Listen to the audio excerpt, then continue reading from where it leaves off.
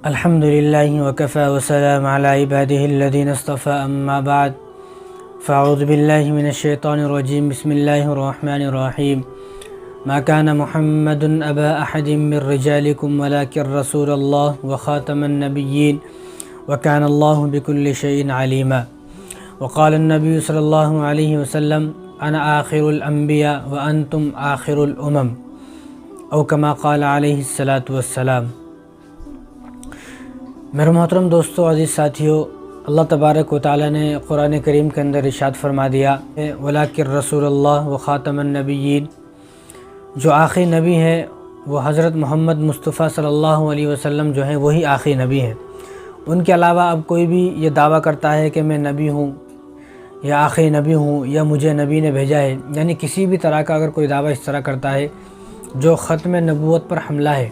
اگر کوئی آدمی کسی بھی طرح حملہ کرے، کسی بھی طرح اس طرح کا دعویٰ کرے تو وہ دائرہ اسلام سے خارج ہے، کافر ہے، مرتد ہے۔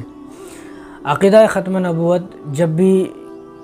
بیان کیا جاتا ہے تو لوگ یہ سوچتے ہیں کہ یہ کسی کے خلاف میں بات ہے یا کسی کی مخالفت میں ہے، بلکہ میں کہتا ہوں کہ عقیدہ ختم نبوت نہ تو کسی کے خلاف ہے نہ کسی کی مخالفت میں ہے۔ اور بعض لوگ ایسے ہیں جو یہ کہتے ہیں کہ قادیانی کے خلاف، یعنی عقیدہ ختم نبوت بیان کرنا قادیانیوں کے خلاف ہے، مرزائیوں کے خلاف ہے۔ تو میں کہتا ہوں کہ مرزا نے تو جو دعویٰ کیا نبوت کا وہ تو 1901 میں کیا، 1901 میں، جس کو اب دعویٰ کر کے بھی 123 سال ہو گئے ہیں۔ یہ دعویٰ تو اس نے اب کیا ہے 123 سال پہلے، لیکن ختم نبوت کی بات تو 1400 سال سے چلی آ رہی ہے۔ یہ عقیدہ ہم کو صحابہ نے سمجھایا، کس طرح مسلمہ کو قتل کر کے، اسود عنسی کو قتل کر کے۔ یہ وہ ظالم ہیں کہ جن ظالموں نے رسول اللہ صلی اللہ علیہ وسلم کے زمانے میں ہی نبوت کا اعلان کیا، نبوت کا دعویٰ کیا۔ تو صحابہ نے یہ عقیدہ ہم کو سمجھایا 1400 سال پہلے کہ صحابہ نے اسود عنسی کو بھی قتل کیا اور مسلمہ کذاب کو بھی قتل کیا، اور یہ کسی کے خلاف بات نہیں ہے، نہ کسی کی مخالفت میں۔ کیوں؟ کیونکہ یہ اعلان تو اللہ تبارک و تعالیٰ نے کیا ہے، وَلَٰكِن رسول اللہ وخاتم النبیین۔ یہ کس نے اعلان کیا؟ یہ تو اللہ نے اعلان کیا ہے کہ حضرت محمد صلی اللہ علیہ وسلم جو ہے وہی آخری نبی ہے۔ اب جب اللہ نے اعلان کیا ہے اور رسول اللہ صلی اللہ علیہ وسلم نے ارشاد فرمایا انا خاتم النبیین لا نبی بعدی، کہ میں آخری نبی ہوں، میرے بعد کوئی نبی نہیں آئے گا۔ تو جب اللہ تبارک و تعالیٰ نے اعلان فرمایا اور رسول اللہ صلی اللہ علیہ وسلم نے ہمیں حکم فرمایا، یہ بتایا کہ میں آخری نبی ہوں، تو حضور نے جو کہا ہم وہی بات لوگوں کو سمجھاتے ہیں، جو اللہ تبارک و تعالیٰ نے کہا ہم وہی بات لوگوں کو سمجھاتے ہیں۔ تو عقیدہ ختم نبوت نہ کسی کی مخالفت میں ہے، نہ کسی کے خلاف ہے، نہ کسی سے چڑھنا اور جلنے کے بنا پر ہے، بلکہ ہم تو اپنا ایمان بچانے کے لیے اور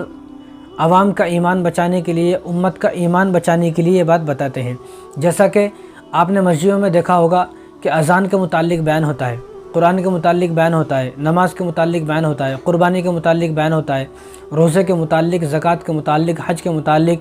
سود کے متعلق، جھوٹ کے متعلق، اور شراب اور نشے اور زنا اور بدکاری کے متعلق، چوری کے متعلق جو بیان ہوتے ہیں، اتنے سارے بیان جو ہوتے ہیں مسجدوں میں، وہ اس لیے نہیں کہ کوئی آدمی جو ہے وہ قرآن کا منکر ہے، کہ کسی آدمی نے اعلان کر دیا کہ قرآن معاذ اللہ وہ اللہ کی کتاب نہیں ہے، یا کوئی آدمی نماز کا منکر ہو، یا کوئی آدمی اذان کا منکر ہو، یا کوئی آدمی زکوٰۃ کا منکر ہو، لیکن پھر بھی بیان کیوں ہوتا ہے؟ یعنی کسی مسجد میں اگر نماز کے متعلق بیان ہو تو کوئی یہ نہیں کہہ سکتا کہ یہاں پر تو کوئی نماز کا منکر نہیں ہے، پھر کیوں تم نماز کا بیان کر رہے ہو؟ تو وہ جو بیان ہوتے ہیں وہ اس لیے بیان نہیں ہوتے کہ وہاں کوئی منکر ہے، بلکہ وہ تو اس لیے ہوتے ہیں کہ یہ اللہ کا حکم ہے، نہ کہ نماز کے متعلق لوگوں کو بتایا جائے، حج کے متعلق، قربانی کے متعلق، زکوٰۃ کے متعلق لوگوں کو بتایا جائے، اس لیے، اور اپنی نجات کے لیے، اپنی سعادت کے لیے، اور لوگوں کا ایمان پختہ کرنے کے لیے، مضبوط کرنے کے لیے سب باتیں بتائی جاتی ہیں۔ تو ہر آدمی یہ سوچے کہ جو بھی بیان ہوتا ہے وہ اپنے ایمان کی حفاظت کے لیے بیان ہوتا ہے، اور رسول اللہ صلی اللہ علیہ وسلم کا حکم اور اللہ تبارک و تعالیٰ کا حکم ہوتا ہے جو بیان کیے جاتے ہیں۔ تو اسی طرح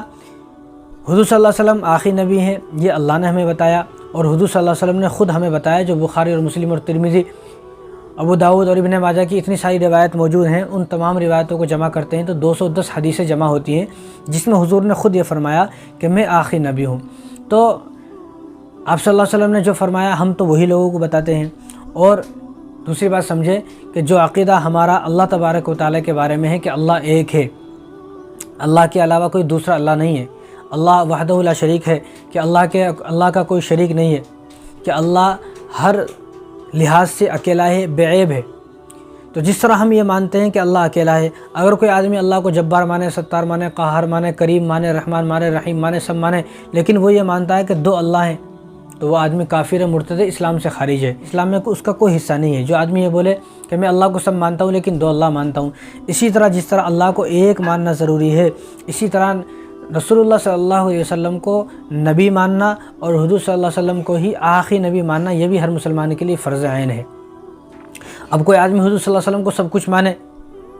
کچھ مانے لیکن وہ یہ کہتا ہے کہ میں آخری نبی نہیں مانتا، یا حضور کی جگہ ایک اور نبی مانتا ہوں، یا دو محمد مانتا ہوں، دو نبی مانتا ہوں، یا آخری دو نبی مانتا ہوں، یا حضور کے بعد ایک اور نبی یہ مانتا ہوں، یعنی کسی بھی طرح اگر وہ آدمی حضور کو آخری نبی نہیں مانتا، اس کے علاوہ کچھ بھی مانے، تو وہ آدمی دائرہ اسلام سے خارج ہے۔ تو جو عقیدہ اللہ کے بارے میں ہے ہمارا، وہی عقیدہ حضور صلی اللہ علیہ وسلم کے بارے میں بھی ہر مسلمان کا ہونا چاہیے، تاکہ ہم مومن ہوں۔ اگر کسی مسلمان کا یہ عقیدہ نہیں ہے، چاہے وہ نماز پڑھے، زکوٰۃ دے، حج کرے، عمرہ کرے، چاہے بیت اللہ کی چھت پر جو چڑھ کر نماز پڑھے، بیت اللہ کے اندر اس کی وفات ہو جائے، اگر وہ حضور کو آخری نبی نہیں مانتا تو وہ مسلمان نہیں ہے، مومن نہیں ہے۔ اور یہ ایسا عقیدہ ہے، یہ ہر مسلمان کو پتہ ہونا چاہیے، ہر مسلمان اس عقیدے سے واقف ہو، ہر مسلمان کو یہ عقیدہ سیکھنا چاہیے۔ تو میں یہ بات سمجھانا چاہتا ہوں کہ عقیدہ ختم نبوت نہ کسی کے خلاف ہے، نہ کسی کی مخالفت میں، نہ کسی کی برائی میں، نہ کسی کی چڑ میں، نہ کسی کی چڑ میں، نہ کسی کی جلن اور حسد میں۔ یہ اللہ کا حکم ہے اور رسول اللہ صلی اللہ علیہ وسلم کا حکم ہے، اور رسول اللہ صلی اللہ علیہ وسلم نے یہ ڈیوٹی ہماری لگائی ہے۔ حضور نے یہ فرما دیا، وَأَنَا خَاتَمُ النَّبِيِّينَ لَا نَبِيَّ بَعْدِي، کہ میں آخری نبی ہوں، میرے بعد کوئی نبی نہیں ہے۔ تو اب ہماری ذمہ داری یہ بن جاتی ہے ہم لوگوں کو بتائیں کہ حضور صلی اللہ علیہ وسلم ہی آخری نبی ہیں، کیونکہ حضور نے ہی اپنی زبان مبارک سے یہ بات ارشاد فرمائی ہے۔ دیکھو آپ صلی اللہ علیہ وسلم کے بعد دعویٰ تو بہت لوگوں نے کیا، یہ دعویٰ نبوت کا دعویٰ بہت لوگوں نے کیا، لیکن ان اتنے سارے لوگوں میں سے دو آدمی ایسے ہیں کہ جن کے ماننے والے بہت زیادہ ہوئے۔ ایک مسلمہ کذاب کہ جس کے ماننے والے 70,000 لوگ ہوئے، ایک غلام احمد قادیانی جس نے انڈیا کے اندر 1901 میں یہ دعویٰ کیا کہ میں نبی ہوں۔ ان دو لوگوں کے ماننے والے حد سے زیادہ ہوئے۔ مسلمہ کذاب کے ماننے والے 70,000 ہوئے اس وقت میں، اور غلام احمد قادیانی کے ماننے والے اس وقت میں 1 کروڑ ہے، 1 کروڑ پوری دنیا میں، اور 200 ملکوں میں یہ لوگ پھیلے ہوئے ہیں۔ تو جس طرح وہ تو صرف 70,000 کی تعداد تھی، تو صرف 70,000 کی تعداد تھی، لیکن صحابہ نے ان کو قتل کیا، کہ ان کی سزا یہ تھی کہ ان کو قتل کیا جائے، کہ وہ لوگ جھوٹے نبی کے پیروکار تھے، اور مسلمہ کذاب نے جھوٹے نبی ہونے کا دعویٰ کیا۔ تو جو سزا مسلمہ کذاب کی ہوئی، وہی سزا ان 1 کروڑ لوگوں کی ہونی چاہیے جو غلام احمد قادیانی کو اپنا نبی مان رہے ہیں۔ تو جو سزا صحابہ نے ان کے لیے طے کی، ہم بھی وہی سزا ان لوگوں کے لیے طے کرتے ہیں، جتنے بھی قادیانی ہیں، جتنے بھی مرزائی ہیں، کہ ان کی سزا بھی وہی ہے جو مسلمہ کذاب کی صحابہ نے سزا طے کی۔ تو 1840 گرداسپور پنجاب اور ضلع قادیان میں ایک ظالم پیدا ہوا جس کا نام غلام احمد قادیانی ہے۔ تو یہ جو جگہ ہے گرداسپور، اس وقت میں جس وقت یہ ظالم پیدا ہوا اس وقت اکھنڈ بھارت تھا، تو یہ جگہ ہندوستان میں تھی۔ اب تو یہ جگہ ہندوستان میں نہیں ہے، اب تو یہ جگہ پاکستان میں چلی گئی ہے۔ اور تو اس کا باپ کا نام جو ہے وہ غلام مرتضیٰ ہے، اس کا باپ کا نام جو ہے وہ غلام مرتضیٰ ہے، اور ماں کا نام چراغ بی ہے، لیکن اس کی ماں کو چراغ بی کے نام سے کوئی نہیں جانتا تھا، اس کی ماں کو سب گھسیٹی بولتے تھے، یعنی ایسا عجیب نام، ماں کا گھسیٹی جو ہے ماں کو بولتے تھے سب لوگ۔ تو یہ بڑا ہو کے وکیل بنا، وکیل بننے کے بعد زیادہ اس کی وکالت نہیں چلی تو یہ پیر صاحب بن گیا۔ پیر بن گیا تو لوگ آنے جانے لگے، پھر یہ مجدد بن گیا، تو مجدد بنا تو اس کے فین فالوورز کچھ زیادہ ہی ہو گئے، پھر یہ کتابیں لکھنے لگا، تو کتابیں لکھنے لگا تو لوگ اس کی کتابوں کو بہت زیادہ خریدنے لگے، لوگوں کو پسند آنے لگی۔ تو پھر یہ عیسائیوں سے، جب اس نے کتابیں لکھی تو عیسائیوں سے اور ہندوؤں سے مناظرہ کرنے لگا، کیونکہ اس کے پاس علم تو تھا ہی، تو اپنے علم کے بنا پر یہ کافی مشہور ہوا، اور ہندوؤں سے عیسائیوں سے مناظرہ جو ہے وہ جیتنے لگا۔ تو جب یہ مناظرہ کرنے لگا، مناظرہ جیتنے لگا، تو لوگ اس کے عاشق ہوتے گئے، فین ہوتے گئے، چاروں طرف اس کا جو ہے، چاروں طرف یہ مشہور ہو گیا، کافی مشہور و معروف ہو گیا، اور چاروں طرف اس کا ایک نام ہو گیا۔ تو بہت سارے لوگ اس کے ساتھ جمع ہو گئے۔ جب بہت سارے لوگ اس کے ساتھ جمع ہو گئے اور ہندو اور عیسائی اس سے کٹنے لگے، بھاگنے لگے، مناظرہ نہیں کرتے تھے اس سے، تو پھر ایک دم اس کو کیا ہوا کہ اس نے عیسیٰ مسیح ہونے کا دعویٰ کر دیا کہ میں مسیح موعود ہوں، کہ اس نے ڈائریکٹ وہ عیسیٰ علیہ السلام کا دعویٰ کر دیا، یا یہ دعویٰ کیا کہ میں عیسیٰ علیہ السلام کا بھیجا ہوا نمائندہ ہوں، یا یہ دعویٰ کیا کہ اس نے کئی دعوے کیے۔ ایک تو اس نے دعویٰ کیا کہ میں عیسیٰ ہوں، ایک اس نے دعویٰ کیا کہ مجھے عیسیٰ نے بھیجا ہے، ایک اس نے یہ دعویٰ کیا کہ جو عیسیٰ علیہ السلام آئیں گے میں ان کی خبر دینے والا ہوں، میں ان کی خبر دینے آیا ہوں۔ تو اس نے یہ دعویٰ کیا، پھر اس کا اتنے سے بھی پیٹ نہیں بھرا، اس کے بعد اس نے دعویٰ کیا کہ میں مہدی ہوں، تو اس نے امام مہدی ہونے کا دعویٰ کر دیا۔ تو 1890 میں اس نے عیسیٰ کا دعویٰ کیا کہ میں عیسیٰ ہوں، اور 1892 میں اس نے مہدی ہونے کا دعویٰ کیا، اور 1901 میں اس نے نبی ہونے کا دعویٰ ہی کر دیا کہ میں نبی ہوں۔ لیکن 1901 میں اس نے دعویٰ کیا، 1908 میں یہ مر گیا، یعنی 8 سال بھی اس کی نبوت نہ چل سکی، 8 سال کے بعد یہ مر گیا۔ اس کے ناپاک وجود سے یہ زمین پاک ہو گئی اور یہ جہنم چلا گیا 1908 میں۔ تو 1910 میں مرزا بشیر اس کا جو بیٹا تھا وہ اس کی جگہ اس کا خلیفہ بنا۔ تو اس نے اپنی کتاب حقیقت النبوہ، اس کی ایک کتاب ہے، تو اس میں لکھا اس نے اس کا بیٹا جو مرزا بشیر ہے، اس نے حقیقت النبوہ کتاب ہے، اس میں لکھا کہ میرا باپ حقیقی نبی تھا، میرا باپ حقیقی نبی تھا، جیسے پہلے نبی کے نہ ماننے والے کافر ہو گئے۔ جتنے بھی پہلے نبی تھے ان کی بات کو جو نہیں مانتا تھا وہ کافر ہو جاتا تھا، یہ سب کو معلوم ہے۔ تو اس نے یہ لکھا کہ جیسے پہلے نبی کے نہ ماننے والے کافر ہو گئے، ایسے ہی میرے باپ کو نبی نہ ماننے والے بھی تمام کے تمام لوگ کافر ہیں، یعنی جو میرے باپ کو نبی نہیں مانے گا۔ اس کے بیٹے نے خود لکھا، حقیقت النبوہ کتاب ہے، اس کا بیٹا مرزا بشیر، اس نے خود لکھا کہ جو میرے باپ کو نبی نہیں مانے گا وہ تمام کے تمام لوگ کافر ہیں، یعنی اس کی نظر میں جتنے بھی دنیا کے اندر مسلمان ہیں وہ تمام کے تمام لوگ کافر ہیں۔ اب یہ کیسا انسان تھا، کیسا غلیظ اور کیسا ناپاک، کیسا بدترین، کیسا بد اخلاق بدتمیز انسان تھا، وہ سنیں آپ۔ یہ ایک آنکھ سے کانا تھا، اس کی ایک آنکھ تھی اور ایک آنکھ اس کی پھوٹی ہوئی تھی۔ تو آپ نے دیکھا ہوگا کہ جس گاڑی کی جو کار ہے، بڑی گاڑیاں ہیں، ٹرک ہے، لاری ہے، اگر اس کی دونوں لائٹ ٹھیک نہیں ہوتی ہیں، سامنے کی ایک لائٹ ہے تو اس کا چالان کر دیا جاتا ہے۔ تو اسی طرح جب پولیس والے ایک لائٹ کی گاڑی کو روڈ پر نہیں چلنے دیتے تو یہ ایک آنکھ کا نبی کیسے ہو سکتا ہے؟ تو اس کا چالان ہم کاٹیں گے، کیونکہ یہ نبی نہیں ہے، اس کا چالان ہم کاٹیں گے۔ تو اس کی ایک آنکھ تھی۔ تو کسی نے اس سے پوچھا کہ محمد صلی اللہ علیہ وسلم کے تو کاندھے پر مہر تھی، کیونکہ جو حضور صلی اللہ علیہ وسلم تھے وہ نبی تھے اور ہر نبی کے مہر ہوتی ہے، تو حضور صلی اللہ علیہ وسلم کے کاندھے پر اور دونوں کاندھوں کے درمیان بیچ میں جو ہے وہ مہر نبوت تھی۔ تو اس سے کسی نے پوچھا کہ بھئی آپ کی مہر نبوت کہاں ہے؟ تو یہ بڑا ذلیل انسان تھا، اس نے حضرت جبرائیل صلی اللہ علیہ وسلم اور اللہ تبارک و تعالیٰ کی شان میں بھی کتنی گستاخی کی ہیں، دیکھیں آپ۔ تو اس نے کہا کہ جو میری آنکھ ہے نا یہی مہر ہے۔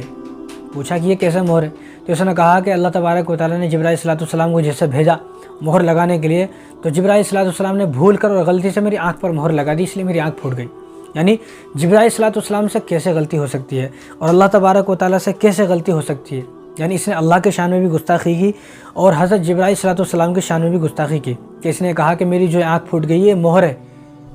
تو ایسا غلیظ انسان تھا کہ ہمیشہ کوٹ پہنتا تھا، سردی ہو، گرمی ہو، آندھی ہو، طوفان ہو، برسات ہو، بارش ہو، کچھ بھی ہو، 12 کے 12 مہینہ یہ آدمی ہمیشہ کوٹ پہنتا تھا، رات ہو، دن ہو، دوپہر ہو، صبح شام، ہر وقت یہ کوٹ ہی پہنتا تھا۔ اب یہ اتنی گرمی میں اور دوپہر میں کیسا کوٹ پہنتا ہوگا؟ یہ اللہ تبارک و تعالیٰ کی لعنت تھی اس کے اوپر۔ اور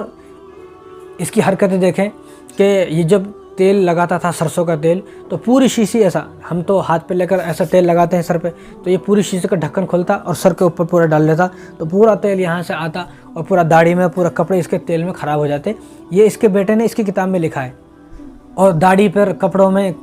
داڑھی پر داڑھی ہے، کپڑے ہیں، کوٹ ہے، بدن ہے، چہرہ ہے، پورے پہ جو ہے وہ تیل ہی تیل ہو جاتا۔ ایسا غلیظ انسان جس کو یہ پتہ نہیں کہ تیل کیسا لگایا جائے، تو یہ نبی کیسے ہو سکتا ہے؟ اور اس کو گڑ کھانے کی عادت تھی، ہمیشہ گڑ کھاتا تھا، ہمیشہ جب دیکھے گڑ کھاتا تھا۔ اور یہ اس زمانے میں پانی نہیں ہوتا تھا زیادہ، اس زمانے میں، اب جو لوگ 30-40 سال پرانے لوگ ہیں ان کو معلوم ہوگا کہ اس زمانے میں بور کا سسٹم نہیں تھا، نہ پانی تھا۔ تو اس زمانے میں لوگ کیا کرتے تھے، وہ مٹی کا ڈھیلا رکھتے تھے، مٹی رکھتے تھے سب ساتھ میں، تو وہ تو ساتھ میں رکھتے تھے، لیکن یہ ایسا غلیظ انسان تھا، اس کی 2 جیب تھی کوٹ میں، ایک جیب میں گڑ رکھتا تھا، ایک جیب میں مٹی کا ڈھیلا رکھتا تھا۔ تو اس کے بیٹے نے خود کتاب میں لکھا ہے کہ کبھی کبھی ایسا ہوتا کہ جو وہ مٹی کا ڈھیلا ہوتا تھا، مٹی جس سے وہ استنجا کرتا تھا، جس مٹی سے استنجا کرتا تھا اس مٹی کو کھا لیتا تھا اور گڑ سے استنجا کرتا تھا۔ بتاؤ ایسا غلیظ انسان، ایسا ناپاک اور بدترین انسان جو ہے کیسے نبی ہو سکتا ہے؟ تو دونوں جیبوں میں رکھتا تھا، ایک جیب میں گڑ، ایک جیب میں مٹی۔ جب دل کرتا تو گڑ سے جو استنجا کر لیتا، مٹی کھا لیتا، جب دل کرتا تو مٹی سے استنجا کر لیتا، گڑ کھاتا۔ یعنی کیسی جو ہے ایسا کم عقل انسان، اور ایسا جو ہے جس کے عقل پر جو ہے تالے لگ چکے ہیں، جس کی عقل بالکل معاف ہو چکی ہے، ختم ہو چکی ہے، وہ آدمی نبی کیسا ہو سکتا ہے؟ دماغ سے پیدل انسان کیسے نبی ہو سکتا ہے؟ تو یہ آدمی کانا تھا، تو ہر آدمی یہ دعا کرتا ہے کہ اب کتنے مسلمان ہیں جن مسلمانوں کو اپنے نبی سے محبت ہے، یعنی ہر مسلمان کو اپنے نبی سے، رسول اللہ صلی اللہ علیہ وسلم سے محبت ہے، تو ہر انسان یہ دعا کرتا ہے، یا اللہ مجھے میرے نبی کا جیسا بنا دے، جیسا میرا نبی کا چہرہ تھا ویسا میرا چہرہ بنا دے، جیسے میرے نبی کی عادت اخلاق تھی ویسی ہی میری عادت اخلاق بنا دے، جیسا میرے نبی کا کردار تھا ویسا ہی میرا کردار بنا دے۔ یعنی ہر آدمی دعا کرتا ہے کہ یا اللہ جیسا نبی کا چہرہ تھا حضور صلی اللہ علیہ وسلم کا ویسا ہمارا چہرہ بنا دے، لیکن یہ آدمی کہاں تھا؟ تو میں تو یہ کہتا ہوں کہ قادیانی، دنیا کا کوئی قادیانی، کوئی مرزائی یہ دعا نہیں کر سکتا کہ اللہ ہمارا چہرہ ہمارے جو غلام احمد قادیانی ہے اس کے جیسا بنا دے، کیونکہ وہ تو کانا تھا۔ اگر آدمی یہ دعا کرے گا اس کے جیسا چہرہ تو اس کو ایک آنکھ اپنی پھڑوانی پڑے گی، اپنی ایک آنکھ پھوڑنی پڑے گی تو اس کے جیسا بنے گا۔ تو دنیا میں کوئی انسان ایسا نہیں ہے جو یہ دعا کرے کہ مجھے جو ہے وہ غلام احمد قادیانی کے جیسا بنا دے۔ اس کا چہرہ اتنا بدصورت چہرہ تھا اور ایسا بیکار چہرہ تھا کہ کوئی آدمی دعا نہیں کرتا ہے۔ لیکن ہمیں تو حضور صلی اللہ علیہ وسلم پر فخر ہے اور ہم تو فخر سے دعا کرتے ہیں یا اللہ ہمارا چہرہ نبی کے چہرے کا جیسا ہو، ہمارا لباس نبی کے لباس جیسا ہو، یعنی ہماری عادت و اخلاق، ہماری پوری زندگی نبی کے زندگی کے جیسی ہو، یہ تو ہم دعا کرتے ہیں اور ہمیں فخر ہے۔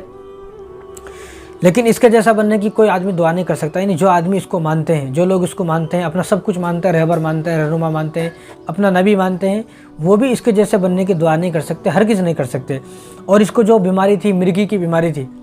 آپ سمجھتے ہیں مرگی کی بیماری بار بار بے ہوش ہو جانا، گر جانا، بار بار بے ہوش ہو جانا، گر جانا، ایسی بری بیماری تھی اس کو۔ اور ایک عجیب بیماری تھی اس کو کہ اس کو بار بار پیشاب آتا تھا، پیشاب کی بیماری تھی۔ یعنی اس نے اپنی کتاب میں خود لکھا ہے کہ میں ایک رات میں 100 مرتبہ پیشاب کرتا تھا۔ یعنی ایک ہی رات میں کوئی آدمی کیسے 100 مرتبہ پیشاب کرتا ہوگا، آپ خود سوچ سکتے ہیں۔ یعنی رات میں 1 یا 2 مرتبہ آدمی کو کسی کو پیشاب آ جاتا ہے تو بھی پریشان ہو جاتا ہے، لیکن اس آدمی کو ایک ہی رات میں 100 مرتبہ پیشاب آتا تھا۔ تو کیسا نبی ہو سکتا ہے؟ مجھے تو سمجھ میں نہیں آتا یہ کیسا نبی ہو سکتا ہے۔ اور ایک اور بات یہ سمجھیں آپ کہ نبی، کوئی بھی نبی ہو، کسی بھی نبی کو اللہ تبارک و تعالیٰ ایسی بیماری میں مبتلا نہیں کرتے کہ جس بیماری سے اس کو شرمندگی محسوس ہو، جس بیماری میں اس کا نقصان ہو۔ تو اس کو تو کتنی شرمندگی ہوتی ہوگی کہ بار بار بے ہوش ہو جانا، پھر اٹھنا، پھر بے ہوش ہو جانا، اور بار بار پیشاب کا آنا۔ اور یہ لکھا ہے اس نے اپنی کتابوں میں کہ یہ اپنے جو ہے کتنی شرم کی بات ہے کہ جو اس کا جو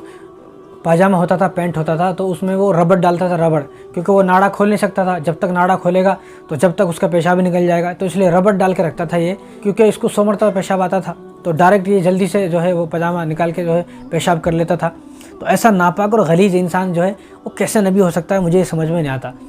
کانا انسان ہو، بے ہوش ہو جانا بار بار، پیشاب کا بار بار آنا، اور وہ گڑ کی جگہ مٹی کھا لیتا، مٹی کی جگہ گڑ کھا لیتا، جس گڑ سے استنجا کر لیا اس کو کھا لیتا، جس مٹی سے استنجا کر لیا اس کو کھا لیا۔ ایسا ناپاک اور غلیظ انسان کیسا نبی ہو سکتا ہے؟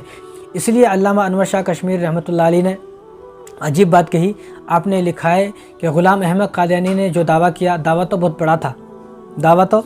بڑا تھا، لیکن اس کی صورت نے اس کا ساتھ چھوڑ دیا، اس کی صورت نے اس کا ساتھ نہ دیا، اس کی صورت نے ہی بتا دیا کہ یہ آدمی جھوٹا ہے۔ دعویٰ تو اس نے بہت بڑا کیا نبی ہونے کا، لیکن اس کی ایسی بد شکل اور بدصورت تھی کہ اس کی چہرے نے ہی بتا دیا کہ آدمی کوئی سچا نہیں ہے بلکہ یہ آدمی تو جھوٹا ہے۔ اس لیے ایک بات سمجھیں آپ، دیکھو ہر نبی کا علم کامل ہوتا ہے، ہر نبی کی عقل کامل ہوتی ہے، ہر نبی کا عمل کامل ہوتا ہے، ہر نبی کا حسن کامل ہوتا ہے، ہر نبی کی طاقت کامل ہوتی ہے، اور ہر نبی کی زندگی کامل ہوتی ہے۔ اب اس کی یہ ساری چیزیں ناقص ہیں، اس کا علم بھی ناقص ہے، عمل بھی ناقص ہے، عقل بھی ناقص ہے، حسن بھی ناقص ہے، طاقت بھی ناقص ہے، اور اس کی زندگی بھی ناقص ہے، یعنی ہر چیز اس کی ناقص ہے، اس کی کوئی چیز جو ہے مکمل نہیں ہے، ورنہ ہر نبی کی زندگی مکمل ہوتی ہے۔ اور اس کے بارے میں کتابوں میں عجیب عجیب باتیں لکھی ہے، بتاتے ہوئے شرم آتی ہے کہ اس کے بارے میں یہ لکھا ہے کہ جب بھی اپنی بیوی کے پاس جاتا تو بیوی سے ملاقات کے لیے اپنے خادموں سے گولیاں منگاتا، وہ گولیاں کھا کر پھر اپنی بیوی کے پاس جاتا۔ اس کے اندر اتنی بھی طاقت نہیں تھی کہ یہ بیوی کے پاس چلا جائے۔ کتنی شرم آتی ہے یہ بات بتاتے ہوئے، لیکن ایسا بدکردار انسان نبوت کا دعویٰ کر دے، یہ کوئی بڑی بات نہیں ہے، لیکن لوگ اس کو مان لیں، یہ اور بڑی بات ہے۔ ایسا بد اخلاق، بدتمیز آدمی، کم عقل آدمی نبوت کا دعویٰ کرے، کتنی شرم کی بات ہے، اور لوگ جو اس کو مان رہے ہیں ان پر اور زیادہ شرم کی بات ہے۔ اور اس کی ایسی عادت تھی کہ جو بٹن جو نیچے کی بٹن اوپر لگا لیتا، اوپر کی بٹن نیچے لگا لیتا، اس کو پتہ ہی نہیں کہ کون سی بٹن کہاں لگانا ہے۔ ایسا کم عقل انسان کیسے نبی ہو سکتا ہے؟ اور آپ صلی اللہ علیہ وسلم کی تو پوری زندگی کامل زندگی تھی، آپ صلی اللہ علیہ وسلم کا حسن کامل، عمل کامل، علم کامل، عقل کامل، آپ صلی اللہ علیہ وسلم کی زندگی کامل، آپ صلی اللہ علیہ وسلم کی طاقت کامل، یعنی آپ صلی اللہ علیہ وسلم کی ہر چیز کامل تھی۔ اسی لیے جب آپ صلی اللہ علیہ وسلم نے نبوت کا دعویٰ کیا تو ہزاروں لوگ آپ صلی اللہ علیہ وسلم پر فدا ہو گئے، صحابہ آپ صلی اللہ علیہ وسلم پر فدا ہو گئے، سارا زمانہ آپ صلی اللہ علیہ وسلم کا عاشق ہو گیا۔ حضرت زید، حضرت انس رضی اللہ تعالیٰ عنہ جو ہے وہ دونوں آپ صلی اللہ علیہ وسلم کے غلام بن گئے، اور جب ان کے والدین ان کو لینے آئے تو انہوں نے منع کر دیا کہ ہمیں غلامی پسند ہے، آزادی ہمیں پسند نہیں ہے۔ یعنی آپ صلی اللہ علیہ وسلم کے غلام بن گئے، آپ صلی اللہ علیہ وسلم پر اپنی جان کو نچھاور کر دیا، اور صحابہ کو آپ صلی اللہ علیہ وسلم سے ایسی محبت ہوئی کہ صحابہ سولی پر چڑھ گئے اور صحابہ نے جان دے دی اور موت کو قبول کیا، موت کو گلے سے لگا لیا۔ یعنی اتنی جو ہے آپ صلی اللہ علیہ وسلم سے صحابہ کو اتنی محبت ہو گئی اور اپنے آپ کو قربان کر دیا صحابہ نے آپ صلی اللہ علیہ وسلم کے لیے۔ اور 23 سال کے عرصے میں، صرف 23 سال کے عرصے میں 259 صحابہ وہ تھے، 259 صحابہ، 259 صحابہ ایسے تھے کہ جن صحابہ نے اپنی جان دے دی حضور صلی اللہ علیہ وسلم کی خاطر، حضور کی محبت میں اپنی جان دے دی۔ لیکن یہ ایسا ظالم ہے کہ ایک ظالم نے بھی اس کے لیے جان نہ دی، کوئی اس پر فدا نہیں ہوا، کوئی اس پر عاشق نہیں ہوا۔ اور آپ صلی اللہ علیہ وسلم جب اس دنیا سے گئے تو 1.25 لاکھ صحابہ آپ صلی اللہ علیہ وسلم کے فین تھے، 1.25 لاکھ صحابہ آپ صلی اللہ علیہ وسلم کے عاشق تھے، 1.25 لاکھ صحابہ نے آپ صلی اللہ علیہ وسلم کو اپنا محبوب بنا لیا تھا۔ اور صحابہ کو آپ صلی اللہ علیہ وسلم سے اتنی محبت تھی کہ صحابہ کو آپ صلی اللہ علیہ وسلم کا نام لینے میں مزہ آتا تھا، کہ بنا وضو کا تو صحابہ آپ صلی اللہ علیہ وسلم کا نام نہیں لیتے تھے، اتنا مبارک نام تھا آپ صلی اللہ علیہ وسلم کا۔ اور یہ کہ ظالم ہے کہ اس کا نام لیتے ہیں تو زبان کڑوی ہو جاتی ہے، زبان کھٹی ہو جاتی ہے، زبان کا ذائقہ ہی خراب ہو جاتا ہے۔ ایک آپ صلی اللہ علیہ وسلم کا نام ہے کہ جب آپ صلی اللہ علیہ وسلم کا نام لیتے ہیں تو سر جو ہے وہ فخر سے اوپر ہو جاتا ہے، سر فخر سے بلند ہو جاتا ہے، اور ہمیں فخر ہوتا ہے حضور صلی اللہ علیہ وسلم ہمارے نبی ہیں۔ ایک یہ ظالم ہے جب اس کا نام لیتے ہیں تو آدمی شرمندگی محسوس کرتا ہے، خود اس کے ماننے والے جلدی سے اس کا نام لیتے نہیں ہیں۔ اور یہ ایسا کم عقل انسان تھا، آپ نے دنیا میں کوئی انسان ایسا دیکھا نہیں ہوگا جو اپنی چپل پر رائٹ لیفٹ لکھے، جو اپنی چپل پر رائٹ اور لیفٹ لکھے کہ نہیں یہ میری رائٹ والی چپل ہے، یہ میری لیفٹ والی چپل ہے۔ دنیا میں کوئی انسان دیکھا آپ نے دیکھا نہیں ہوگا۔ لیکن یہ ایسا کم بخت نالائق انسان تھا کہ اپنی چپل پر لکھ کے رکھتا تھا 1 نمبر چپل، 2 نمبر چپل، یہ رائٹ کی چپل ہے، یہ لیفٹ کی چپل ہے۔ یعنی اس کو پتہ نہیں چلتا تھا، لوگ اس کو پوچھتے تھے تو وہ بولتا تھا کہ میں بھول جاتا ہوں کہ میری سیدھے پیر کی چپل کون سی ہے اور الٹے پیر کی چپل کون سی ہے۔ بتاؤ، ایسا کم عقل انسان جس کے اندر ذرہ برابر بھی عقل نہیں ہے، جس کو یہ پتہ نہیں کہ میری چپل جو ہے وہ رائٹ پیر کی کون سی ہے، لیفٹ پیر کی کون سی ہے، ایسے آدمی کو نبی بنانے میں لوگوں کو شرم نہیں آتی۔ اور اس کی ایک کتاب ہے حقیقت الوحی، اس کے صفحہ نمبر 332 پر اس نے خود لکھا ہے کہ کسی نے اس سے پوچھا کہ حضور صلی اللہ علیہ وسلم کے پاس جو فرشتے آتے تھے وہی لے کر، ان کا نام حضرت جبرائیل صلاۃ والسلام تھا، لیکن آپ کے پاس جو ہے اس کا کیا نام ہے، اس کا نام ذرا بتائیں نا آپ، اس کا نام کیا ہے؟ تو اس نے اب اس کو سمجھ میں نہیں آیا، کیا بتاؤں، اس کو کچھ بھی سمجھ میں نہیں آیا، اور اللہ تبارک و تعالیٰ کی لعنت تھی، پھٹکار تھی اس کے اوپر۔ اب اس نے زبان سے ایک دم یہ بول دیا کہ میرے پاس جو فرشتہ آتا ہے اس کا نام ہے ٹیچی ٹیچی، اس کا نام کیا ہے؟ ٹیچی ٹیچی، یعنی انگریزی نام، یعنی یہ انگریزوں کا نبی تھا تو اس کا فرشتہ بھی انگریزی ہوگا، اس کا فرشتہ بھی انگریزی ہوگا، کیونکہ اس کا فرشتہ اگر آسمانوں سے آتا تو عربی بولتا، اردو بولتا، پنجابی بولتا، کیونکہ اس کی زبان پنجابی تھی۔ لیکن اس نے کہا کہ اس فرشتہ کا نام ٹیچی ٹیچی ہے۔ یعنی کتنی شرم کی بات ہے کہ یہ جو غلام احمد قادیانی ہے یہ انگریزوں کا نبی ہے، انگریزوں نے اس کو نبی بنایا، تو اب اس کے بعد جو فرشتہ آئے گا وہ بھی ظاہر سی بات ہے انگریزی والا ہوگا۔ اور حقیقت الوحی جو اس کی کتاب ہے اس میں یہ لکھا ہوا ہے، کسی نے ان سے پوچھا کسی دن آج آپ کے پاس وہ فرشتے آئے ٹیچی ٹیچی؟ اس نے کہا آئے تھے، تو اس سے پوچھا کہ اس نے کیا کہا؟ اب اس کو سمجھ میں نہیں آیا میں کیا کہوں، اس کو سمجھ میں نہیں آیا، اس نے جلد بازی میں ایک دم بول دیا کہ وہ آج آیا تھا اس نے مجھے آئی لو یو بولا۔ تو کتنی شرم کی بات ہے، یہ انگریزوں والی بات ہے، یہ کتنا جو ہے بھدا لفظ ہے، بیکار لفظ ہے کہ اسلام میں اس لفظ کی کوئی گنجائش ہی نہیں ہے، نہ اس لفظ کو بولا جاتا ہے اسلام میں، نہ اس لفظ کو بولنے کی اجازت ہے اسلام میں، کیونکہ کوئی بھی آدمی اپنی والدہ کو اور اپنے باپ کو، اپنی بہنوں کو آئی لو یو نہیں بولتا ہے۔ حالانکہ اس دنیا میں سب سے زیادہ اگر کسی کو محبت ہے تو اپنی والدہ سے، اپنے والد صاحب سے، اپنی بہنوں سے، بھائیوں سے محبت ہوتی ہے، تو یہ کوئی جو ہے آدمی بولتا نہیں آئی لو یو۔ اب اس نے کہا کہ اس کو سمجھ میں نہیں آیا جلد بازی میں کیا ہے، تو اس نے کہا کہ آج میرے پاس فرشتہ آیا تھا اس نے مجھے آئی لو یو بولا ہے۔ بتاؤ، یعنی اس کا فرشتہ انگلش بولتا ہے، یہ انگلش ورڈ ہے تو اس کا فرشتہ انگلش بولتا ہے۔ کتنی جو ہے ڈوب مرنے کا مقام ہے ایسا آدمی کہ جو انگریزوں کا نبی ہے اور جس کے اوپر فرشتہ آتا ہے وہ بھی انگریزی بولتا ہے۔ تو اس سے تو صاف ظاہر ہوتا ہے کہ یہ نبی جو بنا ہے وہ انگریزوں کا نبی ہے، انگریزوں کا بھیجا ہوا نبی ہے، اللہ کا بھیجا ہوا نبی نہیں ہے۔ اگر اللہ کا بھیجا ہوا نبی ہوتا تو اس کی جو زبان تھی وہ عربی ہوتی، یا اس کی اپنی جو خود کی زبان تھی پنجابی وہ ہوتی۔ معاذ اللہ، معاذ اللہ، اللہ کا بھیجا ہوا تو ہے ہی نہیں، بلکہ یہ انگریزوں نے بھیجا ہے۔ تو اس لیے یہ انگریزوں کا بھیجا ہوا تھا، اس لیے سن 1857 کے اندر جب علماء کو کاٹا جا رہا تھا، علماء کو مارا جا رہا تھا اور انگریز ظالم بنا ہوا تھا، اس وقت میں اس نے فتویٰ دیا کہ جس وقت حضرت شاہ عبدالعزیز محدث دہلوی نے فتویٰ دیا کہ ہندوستان اب دارالحرب ہو چکا ہے، ہندوستان اب دارالحرب ہو چکا ہے، کہ اب یہاں پر جہاد کرنا فرض عین ہو چکا ہے، ہر ہندوستانی کو چاہیے کہ وہ انگریزوں کے خلاف جہاد لڑے۔ تو اس وقت میں اس نے فتویٰ دیا، اس ظالم نے فتویٰ دیا کہ ہندوستان دارالحرب نہیں ہے، ہندوستان تو دارالسلام ہے، ہندوستان تو دارالسلام ہے، یہ تو دارالسلام ہے۔ اب اس نے فتویٰ دیا کہ انگریزوں کے خلاف جنگ کرنا حرام ہے، کوئی بھی مسلمان انگریزوں کے خلاف جنگ نہ کرے، ابھی میرے اوپر وحی آئی ہے، ابھی مجھے اللہ نے یہ بات بتائی ہے۔ یعنی جو انگریز مسلمانوں کو مار رہا ہے، جو انگریز عالموں کو مار رہا ہے، جو انگریز حافظوں کو مار رہا ہے، جن انگریزوں نے 51,000 علماء کو شہید کر دیا، ان انگریزوں کے متعلق اس ظالم پر اللہ نے کہا، اس ظالم پر یہودی آئے، اس ظالم پر وحی آئی اور اللہ نے کہا کہ انگریزوں کے خلاف جنگ کرنا حرام ہے۔ کیسی بیہودہ بیتوکی باتیں۔ یہیں سے معلوم ہوتا ہے کہ یہ آدمی جو ہے وہ انگریزوں کو چھڑا ہوا ہے۔ اس لیے جب کسی نے اس کی بات نہیں مانی، روحانی خزائن اس کی ایک کتاب ہے، جب کسی نے اس کی بات نہیں مانی اور علماء دیوبند نے فتویٰ دیا کہ یہ آدمی کافر ہے، مرتد ہے، دائرہ اسلام سے خارج ہے، اسلام میں اس کی کوئی جگہ نہیں ہے، جب علماء دیوبند نے فتویٰ دیا، اس کا مقابلہ کیا، کافی مناظرہ ہوا، کافی لمبی بحث ہے وہ، تو روحانی خزائن اس کی ایک کتاب ہے، تو اس نے فوراً اس کتاب میں لکھا جو مجھے نبی نہیں مانا، جو مجھے نبی نہیں مانے گا وہ شیطان ہے۔ اس نے کیا کہا؟ جو مجھے نبی نہیں مانتا وہ سب شیطان ہے، چاہے کتنے ہی مسلمان ہوں ہندوستان کے اندر، پوری دنیا کے اندر، وہ سارے کے سارے شیطان ہیں، کیونکہ میں نبی ہوں، جو مجھے نہیں مانتا وہ شیطان ہے۔ اب اس کے بھی پیروکار لوگ تھے، وہ اس کے ساتھ ہو گئے۔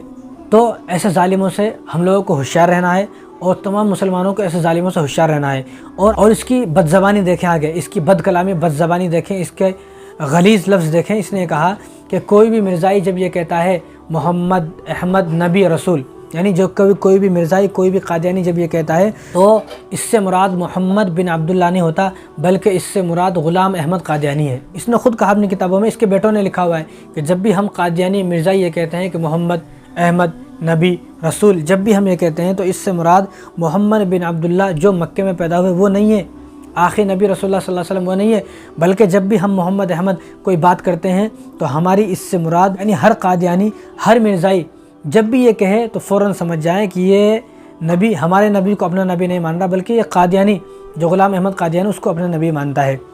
اب آپ خود دیکھیں کہ جو آدمی حضور صلی اللہ علیہ وسلم کو نبی نہیں مانتا ہے وہ کیسے مسلمان ہو سکتا ہے؟ تو ہر قادیانی، ہر مرزائی مسلمان نہیں ہے، کوئی بھی قادیانی، کوئی بھی مرزائی مسلمان نہیں ہے۔ اور میں تو یہ کہتا ہوں کہ کس منہ سے یہ لوگ اپنے آپ کو مسلمان کہتے ہیں؟ ایک اولاد جو باپ کو نہیں مانتی وہ اولاد کیسے ہو سکتی ہے؟ بھائی بہن کو نہ مانے اور بہن بھائی کو نہ مانے، وہ آپس میں کیسے ایک دوسرے کے بہن بھائی ہو سکتے ہیں؟ والدین اور اولاد آپس میں ایک دوسرے کو مانیں گے تو والد صاحب اور اولاد بنیں گے، جب ایک دوسرے کو مان رہے نہیں ہیں تو کائی کے والد صاحب کائی کی اولاد۔ تو جب یہ ایک دوسرے کو مان رہے نہیں ہیں تو یہ دنیا کا اصول ہے، دنیا میں اگر کوئی آدمی کسی کو نہیں مانتا ہے تو وہ اس کی اولاد نہیں کہلاتی، اس کا بھائی نہیں کہلاتا، اس کی بہن نہیں کہلاتی، اس کے رشتہ دار نہیں کہلاتے، وہ منع کر دیتے ہیں کہ میرا اس سے کوئی تعلق نہیں ہے، کیونکہ یہ میری بات نہیں مانتا، مجھے نہیں مانتا، تو لہٰذا اس سے میرا کوئی تعلق نہیں ہے۔ ایسے ہی جب قادیانی اور مرزائی آپ صلی اللہ علیہ وسلم کو نہیں مانتے تو ہم بھی ان کو مسلمان نہیں سمجھتے۔ جب تک کہ آپ صلی اللہ علیہ وسلم کو اپنا نبی نہیں مانیں گے اور آخری نبی نہیں مانیں گے تو ہم بھی ان کو مسلمان نہیں سمجھتے۔ اسی لیے ایک بات اور سمجھ لیں کہ ہم اسی لیے یہ کہتے ہیں کہ قادیانی کسی عقیدے کا نام نہیں ہے، قادیانی کسی مذہب کا نام نہیں ہے، قادیانی کسی دین کا نام نہیں ہے، کسی اسلام کا نام نہیں ہے، بلکہ قادیانی تو اس زمین پر رسول اللہ صلی اللہ علیہ وسلم کے دشمن ہیں اور اللہ کے دشمن ہیں، رسول اللہ صلی اللہ علیہ وسلم کے غدار ہیں، چور ہیں، باغی ہیں، ڈاکو ہیں، ڈکیت ہیں، لٹیرے ہیں، جنہوں نے نبوت کو چھینا ہے، جنہوں نے نبوت پر قبضہ کیا ہے، جنہوں نے آپ صلی اللہ علیہ وسلم کی رسالت پر حملہ کیا ہے، آپ صلی اللہ علیہ وسلم کی رسالت کو چھینا ہے، یہ ختم نبوت کے ڈاکو اور ڈکیت ہیں۔ ہر قادیانی دھوکے باز ہے، ہر قادیانی چور ہے، ڈاکو ہے، ڈکیت ہے، لٹیرا ہے، ہر قادیانی باغی ہے، غدار ہے۔ اس لیے میں تو یہ کہتا ہوں کہ قادیانی نہ کسی مذہب کا نام ہے، نہ کسی عقیدہ کا نام ہے، نہ کسی دین کا نام ہے، نہ کسی اسلام کا نام ہے، بلکہ قادیانی تو اللہ کے دشمنوں کا ایک گروپ ہے، ایک گروپ کا نام ہے۔ قادیانی اللہ تبارک و تعالیٰ کے دشمنوں کے ایک گروپ کا نام ہے، اور قادیانی رسول اللہ صلی اللہ علیہ وسلم کے ختم نبوت کے چوروں کی ایک جماعت ہے۔ کوئی مذہب نہیں ہے، نہ کوئی عقیدہ ہے، بلکہ یہ تو چور ہیں، دشمن ہیں، یہ اس زمین پر بوجھ ہے، یہ اس زمین پر بوجھ ہیں، بس ہم ان کے لیے بد دعا کرتے ہیں اللہ تبارک و تعالیٰ تمام قادیانوں کو تباہ فرمائے، برباد فرمائے، اللہ تبارک و تعالیٰ ان کو غارت فرمائے اور اللہ تبارک و تعالیٰ ان پر اپنے عذابات نازل فرمائے۔ ختم نبوت جو ہے وہ محمد صلی اللہ علیہ وسلم کا تاج ہے، اور جو آدمی اس تاج پر حملہ کرے گا، اس تاج پر ہاتھ ڈالے گا اور اس تاج کو چھیننے کی کوشش کرے گا، وہ ڈاکو تو ہو سکتا ہے، باغی تو ہو سکتا ہے، دشمن تو ہو سکتا ہے، لیکن امتی نہیں ہو سکتا، مسلمان نہیں ہو سکتا، عاشق رسول نہیں ہو سکتا، بلکہ وہ زندیق تو ہو سکتا ہے لیکن وہ صدیق کو ماننے والا نہیں ہو سکتا، بلکہ وہ نبی کریم صلی اللہ علیہ وسلم کو ماننے والا نہیں ہو سکتا، وہ امتی نہیں ہو سکتا، بلکہ وہ مسلمہ کذاب کی طرح ہے۔ اس لیے میں کہتا ہوں کہ اس ظالم کا انجام، جتنے بھی قادیانی ہیں ان ظالموں کا انجام بھی وہی ہونا چاہیے جو مسلمہ کو ماننے والوں کا انجام ہوا، اور اس غلام احمد قادیانی کا انجام بھی اللہ سے دعا کرتا ہوں میں وہی ہونا چاہیے جو اسود عنسی کا انجام ہوا، جو مسلمہ کذاب کا انجام ہوا، اور جتنے بھی لوگ غلام احمد قادیانی کے ماننے والے ہیں ان تمام کا حشر بھی وہی ہونا چاہیے کہ جو جنگ یمامہ میں مسلمہ کذاب کے ماننے والوں کا ہوا۔ اور غلام احمد قادیانی جو اس کی ایسی ناپاک زبان ہے، اس نے کہا کہ محمد صلی اللہ علیہ وسلم کو 2 بار آنا تھا، محمد صلی اللہ علیہ وسلم کو 2 بار آنا تھا، پہلی بار تو مکے میں آ گئے، دوسری مرتبہ قادیان گاؤں میں میری شکل میں آئے ہیں۔ معاذ اللہ اس نے حضور صلی اللہ علیہ وسلم کی شان میں گستاخی کی ہے۔ اتنا بڑا گستاخ کیسے نہیں بھی ہو سکتا ہے کہ محمد صلی اللہ علیہ وسلم کو 2 بار آنا تھا، ایک مرتبہ مکے میں آ گئے، دوسری مرتبہ قادیان میں میری شکل میں آئے ہیں۔ اور اس نے یہاں تک نہیں بلکہ اس نے آگے رسول اللہ صلی اللہ علیہ وسلم کی شان میں یہاں تک گستاخی کی کہ اس نے کہا کہ محمد صلی اللہ علیہ وسلم کی مثال پہلی رات کے چاند کی طرح ہے اور میری مثال 14ویں رات کی چاند کی طرح ہے۔ بتاؤ اس نے کتنی بڑی گستاخی کی ہے۔ اور اس نے کہا، اس کی ایک کتاب ہے تذکرۃ الشہادتین، صفحہ نمبر 41 تو اس نے کہا کہ محمد صلی اللہ علیہ وسلم کے معجزے تو صرف 3000 ہیں لیکن میرے معجزے تو 10 لاکھ ہیں۔ بتاؤ کیسا ظالم انسان، ایک معجزہ اس کا نہیں ہے، ایک معجزہ اس کی کتاب میں کوئی ہے ہی نہیں، کوئی معجزہ، اب 10 لاکھ معجزے۔ حضور صلی اللہ علیہ وسلم کے اتنے معجزے ہیں کہ پوری زندگی کوئی آدمی معجزوں کو بیان کرے تو زندگی ختم ہو سکتی ہے، معجزے ختم نہیں ہو سکتے، لیکن اس کا ایک بھی معجزہ ہم نے دیکھا نہیں کوئی، لیکن پھر بھی یہ کہتا ہے کہ میرے معجزے 10 لاکھ ہیں، 10 لاکھ۔ اسی طرح اس کی ایک کتاب ہے آئینہ کمالات اسلام، آئینہ کمالات اسلام اس کی ایک کتاب ہے، تو صفحہ نمبر 564 پر اس نے کہا، اس نے اللہ کی شان میں کتنی بڑی گستاخی کی ہے دیکھیں۔ اس نے کہا کہ میں نے خواب دیکھا، میں نے خواب میں خود کو خدا دیکھا، میں نے خواب میں خود کو دیکھا کہ میں اللہ ہوں، میں خدا ہوں۔ بتاؤ اس نے خواب میں دیکھا کہ میں اللہ ہوں، میں خدا ہوں، کتنی بڑی اس نے گستاخی کی ہے اللہ کے بارے میں۔ کوئی انسان اللہ کیسے ہو سکتا ہے؟ اور آگے سنیں آپ، اس نے اللہ کی شان میں کیسے گستاخی کی ہے۔ البشری اس کی ایک کتاب ہے، جلد نمبر 2 صفحہ نمبر 79، جلد نمبر 2 صفحہ نمبر 79 تو اس نے کہا، اللہ معاف کرے، اس نے کہا کہ اللہ نے مجھ سے خواب میں کہا کہ غلام احمد میں نماز پڑھتا ہوں، میں روزے رکھتا ہوں، میں سوتا ہوں، میں کھاتا ہوں، میں پیتا ہوں، مجھے نیند بھی آتی ہے، میں بیدار بھی ہوتا ہوں۔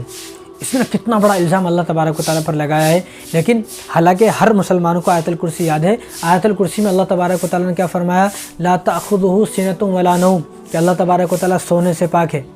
نیند سے پاک ہے۔ نیند تو دور کی بات ہے، اونگ تک اللہ تبارک و تعالیٰ کو نہیں آتی ہے۔ اللہ تعالیٰ کھانے سے پاک ہے، یعنی اللہ تبارک و تعالیٰ ہر عیب سے پاک ہے۔ خدا ہے ہی وہ جس میں کوئی عیب نہ ہو، ہر عیب سے جو پاک ہے اسی کو خدا کہا جاتا ہے۔ اور یہ سارے کام جو اس نے بتائے تو انسان کے کام ہیں، انسان کھاتا ہے، انسان پیتا ہے، انسان سوتا ہے، انسان اٹھتا ہے، انسان بیدار ہوتا ہے، انسان کو اونگ آتی ہے، انسان نماز پڑھتا ہے، انسان جو ہے وہ روزے رکھتا ہے، انسان، یہ سارے کام انسان کے ہیں، لیکن اس نے ان تمام کاموں کو اللہ پر تھوپ دیا، یعنی کتنی بڑی گستاخی اس نے اللہ تبارک و تعالیٰ کے متعلق کی ہے۔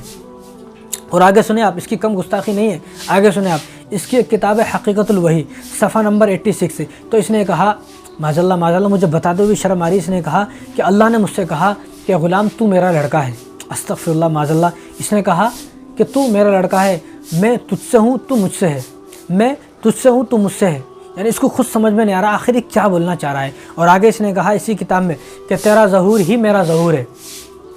تیرا ظہور ہی میرا ظہور ہے، یعنی تو ظاہر ہو گیا تو بس میں ظاہر ہو گیا، یعنی خود کو خدا بتایا، اس نے خود کو اللہ بتایا اور خود کو جو ہے اللہ کا بیٹا بتایا۔ کتنا یہ جو ملعون ہے، کتنا بدبخت اور نالائق انسان ہے۔ حالانکہ اللہ تبارک و تعالیٰ نے قرآن کریم کے اندر ارشاد فرمایا، قل هو اللہ احد اللہ الصمد لم یلد ولم یولد ولم یکن له کفوا احد، کہ اللہ اکیلا ہے، وہ بے نیاز ہے، نہ اس کی کوئی اولاد ہے، نہ وہ کس سے پیدا ہوا، اور وہ ہمیشہ سے اکیلا ہے، ہمیشہ اکیلا ہی رہے گا۔ یہ اللہ نے خود فرمایا، اور یہ آدمی ظالم اور نالائق ملعون بدبخت یہ کہتا ہے کہ اللہ نے مجھ سے کہا کہ تو میرا لڑکا ہے، بتاؤ کتنی بڑی اس نے گستاخی کی ہے اللہ تبارک و تعالیٰ کی شان میں. اور اس نے کہا کہ تو مجھ سے ہے اور میں تجھ سے ہوں, تیرا ظہور ہی میرا ظہور ہے. یعنی اللہ نے اس سے کہا کہ تیرا ظہور ہی میرا ظہور ہے, یعنی تو آ گیا یہ سمجھ اب میں آ گیا. اللہ معاف کرے, اللہ معاف کرے. اس نے کتنا جو ہے اللہ تبارک و تعالیٰ کی شان میں گستاخی کی ہے. اور آگے سنیں آپ, اس کی ایک کتاب ہے ایک غلطی کا ازالہ. اس کی کتاب کا نام ہے ایک غلطی کا ازالہ, صفحہ نمبر 4. تو اس میں اس نے یہ لکھا کہ جو قرآن میں آیت ہے محمد الرسول اللہ والذین معه اشداء علی الکفار رحماء بینہم تراہم, یہ جو آیت ہے محمد الرسول اللہ, تو اس نے کہا کہ یہ آیت میں جو محمد ہے یہ میں ہوں, یہ میرے متعلق نازل ہوئی ہے. محمد رسول اللہ جو اس میں اللہ نے کہا وہ میں ہوں, اس سے مراد میں ہوں. یعنی قرآن کی آیتوں کو اپنی طرف جو ہے منسوب کر رہا ہے. کتنا بڑا ظالم اور بدبخت انسان ہو سکتا ہے. آگے سنیں آپ, اس کی کتاب ہے خطبہ الحامیہ, خطبہ الحامیہ صفحہ نمبر 171. تو اس نے صحابہ کی شان میں کس طرح گستاخی کی ہے وہ بھی سنیں آپ. اس نے کہا کہ جو میری جماعت میں داخل ہو گیا وہ صحابہ میں داخل ہو گیا, صحابی بن گیا. یعنی میری جماعت میں داخل ہو جاؤ اگر تمہیں صحابی بننا ہے. یعنی اب جو اس کو ماننے والے جتنے بھی لوگ تھے وہ تمام کے تمام لوگ اس وقت میں خود کو صحابہ بولتے تھے. اس نے خود کہا کہ جو میری جماعت میں داخل ہو گیا اس وقت میں جو میرے سامنے, اس نے کہا کہ میرے سامنے جو میری جماعت میں داخل ہو گیا وہ صحابہ کی جماعت میں داخل ہو گیا, وہ صحابی بن گیا. اب اس کو صحابی کہا جائے. اس کی کتابوں میں جگہ جگہ پر جب یہ ان کا تذکرہ کرتا ہے تو صحابی کہتا ہے. ان لوگوں کو جو اس کو ماننے والے تھے ان کو صحابی کہتا ہے. یعنی صحابہ کی شان میں کتنی بڑی گستاخی کی ہے. آگے سنیں آپ, حضرت علی رضی اللہ تعالیٰ کی شان میں اس نے کتنی بڑی گستاخی کی ہے. دیکھیں آپ, اس کی ایک کتاب ہے ملفوظات احمدیہ, جلد نمبر 1 صفحہ نمبر 131. تو اس نے کہا کہ علی کی خلافت کو چھوڑو, علی کی خلافت کا جھگڑا جو ہے یہ جھگڑا چھوڑو, پرانا ہو چکا ہے. علی کی خلافت کا جھگڑا چھوڑو, یہ جھگڑا تو پرانا ہو چکا ہے, یہ چھوڑو, اب تم نئی خلافت کو پکڑو. تو لوگوں نے اس سے پوچھا نئی خلافت کا کیا مطلب؟ تو اس نے خود کی طرف اشارہ کر کے کہا کہ میں زندہ علی موجود ہوں تمہارے اندر, تم مجھے مانو. یہ زندہ علی جب تمہارے اندر موجود ہے تم مجھے مانو, میری خلافت کو مانو. اب اس نے جو آگے الفاظ کہا, خدا کی قسم میری آنکھوں سے آنسو نکل گئے. اس نے حضرت علی کے بارے میں ایسا الفاظ کہے. اس نے کہا مردہ علی کو کیوں تلاش کرتے ہو؟ معاذ اللہ, اللہ معاف کرے. اس نے کہا کہ مردہ علی کو کیوں تلاش کرتے ہو. یعنی اس نے اتنی بڑی جو ہے شان میں گستاخی کی ہے. اس کو یہ بھی نہیں پتا کہ کیا الفاظ بولنا ہے, کون سا الفاظ بولنا ہے, کب بولنا ہے. اس نے کہا کہ زندہ علی تمہارے اندر موجود ہوں میں, مجھے پکڑو, میری خلافت کو تسلیم کرو, مجھے مانو. مردہ علی کو کیوں یاد کرتے ہو, مردہ علی کو کیوں تلاش کرتے ہو, چھوڑو اس کو. اس نے حضرت علی کی شان میں کتنی بڑی گستاخی کی ہے. اس گستاخ کو معاف نہیں کیا جا سکتا, اس گستاخ کو ہرگز معاف نہیں کیا جا سکتا, اور جتنے بھی لوگ اس کو ماننے والے ہیں ان کو بھی معاف نہیں کیا جا سکتا. اب آگے سنیں آپ, اس کی گستاخیاں کم نہیں ہیں. اس نے حضرت امام حسین کے شان میں کتنی بڑی گستاخی کی ہے. غلام احمد قادیانی نے امام حسین کی شان میں کیا گستاخی کی ہے دیکھیں آپ. اس کی کتاب ہے اعجاز احمدی, اس لیے میں اس کی کتابوں کے حوالے سے بات کر رہا ہوں. اس کی کتابوں کا میں نے مطالعہ کیا, پڑھا, اس کو لکھا اور اس کو سمجھا, وہ آپ کو بتا رہا ہوں میں. ایسا نہیں کہ ہوا میں تیر ماری جا رہی ہیں. اس کی کتاب ہے اعجاز احمدی, تو صفحہ نمبر 81, صفحہ نمبر 81. تو اس پر اس نے یہ لکھا ہے کہ حسین سے زیادہ تو میری فضیلت ہے, حسین سے زیادہ فضیلت والا تو میں ہوں, میری حسین سے زیادہ فضیلت ہے. میں خدا کا پسندیدہ ہوں اور حسین دشمنوں کا پسندیدہ ہے. معاذ اللہ. اس نے کتنی بڑی گستاخی کی ہے امام حسین کی شان میں, کہ اس نے کہا کہ میں خدا کا پسندیدہ ہوں اور حسین دشمنوں کا پسندیدہ ہے. اور آگے سنیں آپ, اس نے اتنے پر بس نہیں کیا. آگے سنیں آپ, اس نے کہا کہ میں ہر وقت کربلا کی سیر کرتا ہوں. یعنی ہر وقت انہیں ہندوستان میں بیٹھ کر انہیں کربلا کی سیر کرتا رہتا, کہ میں ہر وقت کربلا کی سیر کرتا رہتا ہوں. اب آگے اس نے جو الفاظ کہے, خدا کی قسم بڑے رلا دینے والے الفاظ ہیں. اس نے کہا کہ حسین جیسے لوگ تو 100 میری جیب میں رہتے ہیں, حسین جیسے 100 لوگ ہر وقت تو میری جیب میں رہتے ہیں. اس نے ایسا اشارہ کر کے بھی کہا اس وقت لوگوں کو کہ حسین جیسے لوگ, کیا بتائیں, تیرے جیسے تو امام حسین کی دھول کے برابر بھی نہیں ہے, کذاب اور دجال ہے یہ آدمی. اس نے کہا کہ امام حسین کے جیسے 100 آدمی تو ہر وقت میری جیب میں پڑے ہوئے رہتے ہیں. اس نے ایسا الفاظ کہے امام حسین کی شان میں. اس نے کتنی بڑی گستاخی کی ہے. اس آدمی کو ہرگز معاف نہیں کیا جا سکتا. امت کو چاہیے کہ وہ اس آدمی کو ہرگز معاف نہ کرے. اب آگے سنیں آپ, اس نے مسلمانوں کے بارے میں کیا کہا. اس کی کتاب ہے حقیقت الوحی, صفحہ نمبر 163. اس نے کہا مجھے خدا نے بھیجا ہے, تو لہٰذا تم پر لازم ہے تم مجھ پر ایمان لاؤ. جو مجھ پر ایمان نہیں لائے گا وہ دشمن ہے اللہ کا اور وہ جہنمی ہے. یعنی جو مجھ پر ایمان نہیں لائے گا وہ اللہ کا دشمن ہے اور وہ آدمی جہنمی ہے. یعنی اس نے تمام مسلمانوں کو, جتنے بھی اب قیامت تک مسلمان آنے والے ہیں اور اس وقت میں جتنے بھی بڑے بڑے اکابر علماء تھے, ان تمام کو اس نے جہنمی کہا اور اللہ تبارک و تعالیٰ کا دشمن کہا. اب آپ دیکھیں کتنا بڑا ظالم انسان ہے۔ اب اس سے آگے دیکھیں آپ،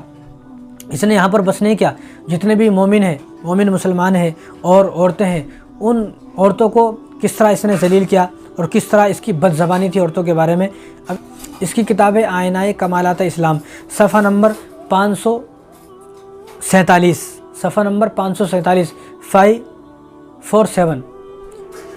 اس پر اس نے لکھا ہے میرے جتنے بھی دشمن ہیں، یعنی جو لوگ مجھ پر ایمان نہیں لاتے، جو مجھے نہیں مانتے، وہ تمام کے تمام دشمن، تو وہ تمام کے تمام میرے دشمن ہیں، اور میرے جتنے بھی دشمن ہیں تمام کے تمام خنزیر ہیں،